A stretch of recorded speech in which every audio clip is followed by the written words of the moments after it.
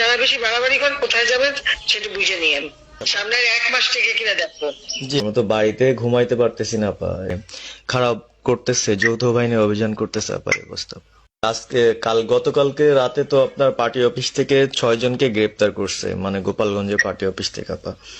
আপনি নিউজ জানেন কিনা আপা? আমরা তো বাড়িতে ঘুমাইতে পারতেছি না আপা। এটা প্রশাসন খুব মানে খারাপ করতেছে, যৌথ বাহিনী অভিযান করতেছে আপা, এই অবস্থা।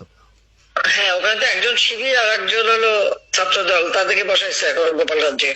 আর এখন একেবারে ওই সুদখোর ইউনূসের কথা শুনে লাফাচ্ছে। আর ওই জামাতের ওরা কয়দিন আছে, জি আপা। সামনের 1 মাস থেকে কিনা দেখো। জি আপা, দোয়া করেন আপা। আর আমি আপনাকে 1 মাস থেকে কিনা দেখো, তখনই আপনারা যারা বেশি বাড়াবাড়ি করেন কোথায় যাবেন সেটা বুঝে নিয়েন। জি আর এই তালিকা সব করে রাখো। আপা। আর যারা এই যে ঘর বাড়ি ভাঙা পোড়ানো তাদেরকেও হিসাবটা নাম রাখো, এবার যেন ভুল না হয়। পরে এর চাচা, ওর মামা, ওর শ্বশুর, ওর শাশুড়ি, এইগুলি যেন না হয়। আপা।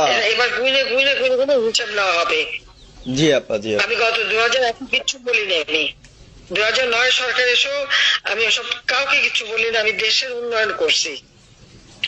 এরপরে যদি আল্লাহ যদি সুযোগ দেয়, তার আগে যারা আমার নেতা কর্মীকে হাত দিচ্ছে, কোপায় কোপায় ছাত্রলীগে মারতেছে, প্রত্যেকের এক একটা শিক্ষা আমি দিয়ে ছাড়বো। আর